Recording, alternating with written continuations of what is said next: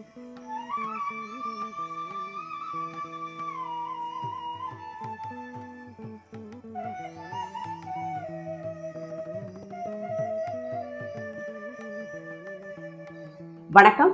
Welcome to Chitra Murali's kitchen. இன்னைக்கு வந்து மார்கழி 12. இன்னைக்கு நம்ம என்ன பண்ண போறோம்னா, இன்னைக்கு நான் பிரசாதமா என்ன பண்ண போறேன்னு பார்த்தீங்கன்னா, கோதுமை ரவை பாயசம். இதுதான் நான் பண்ண போறேன். அதுக்கு ஃபர்ஸ்ட் வந்து நெய்ல கோதுமை ரவையை லைட்டா அதான் நல்லா புடச்சி எடுத்துக்கோங்க. நெய்ல வந்து கோதுமை ரவையை நல்லா லைட்டா வறுத்துட்டு அதில் கொஞ்சம் தண்ணி விட்டு வேக வச்சிருக்கேன். இங்க பாருங்க, கோதுமை ரவை நல்லா வெந்திருக்கு. நான் ஒரு 1/2 கப்பு கோதுமை ரவை எடுத்துட்டேன். அதுக்கு வந்து 1 கப்பு வெல்லம், ஸ்வீட் மட்டும் உங்களுக்கு தகுந்த மாதிரி பார்த்து போட்டுக்கோங்க. கரைச்சி ரெடியாக வச்சுருக்கேன். இதை அப்படியே வடிகட்டி இதில் சேர்த்துடலாம்.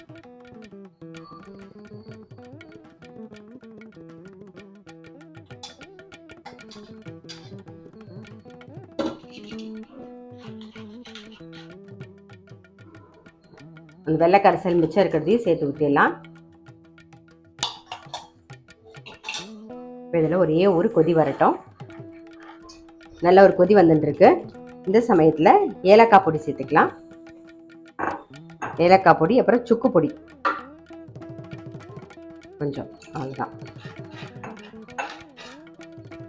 வெள்ளை கரைசல் சேர்த்து நல்ல ஒரு கொதி வந்துடுது. இப்போ ஆஃப் பண்ணிடுறேன்.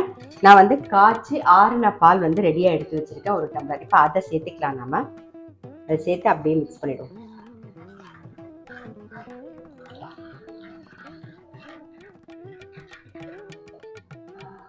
நெய் ஒரே ஒரு ஸ்பூன் விடுறேன். முந்திரி பருப்பை வறுத்தெடுத்துக்கலாம். நீங்க தேங்காய் இருந்தது அப்படின்னா தேங்காய் கூட பல்லு பல்லா கட் பண்ணிட்டு முந்திரி பருப்போட சேர்த்து தேங்காயும் வறுத்து சேர்த்துக்கலாம். நான் வந்து இன்னைக்கு வெறும் முந்திரி பருப்பை மட்டும் தான் சேர்க்க போறேன்.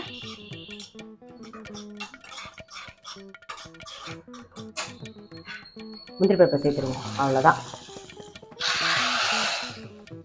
நம்மளுடைய கோதுமை ரவை பாயசம் ரெடி. இந்த கோதுமை ரவை பாயசத்துக்கு வந்து தேங்காய் பாலும் விடலாம். இதே மாதிரியே நல்ல வெல்லம் போட்டு நல்லா கொதிச்சு வந்ததுக்கு அப்புறமா ஆஃப் பண்ற சமயத்துல தேங்காய் பாலை விட்டு இறக்கிடுங்க. நான் வந்து இன்னைக்கு காய்ச்சி ஆறின பால் சேர்த்திருக்கேன். ஸோ என்ன முடியுமோ அதை நீங்க சேர்த்து டக்குன்னு பண்ணிடலாம். ரொம்ப சிம்பிளான ஒரு கோதுமை ரவை பாயசம் இன்னைக்கு பிரசாதமா நான் வந்து பண்ணியிருக்கேன். டெஃபினட்டா நீங்களும் வந்து உங்க வீட்டில் ட்ரை பண்ணி பாருங்க. நான் அடுத்த வீடியோல சந்திக்கிறேன்.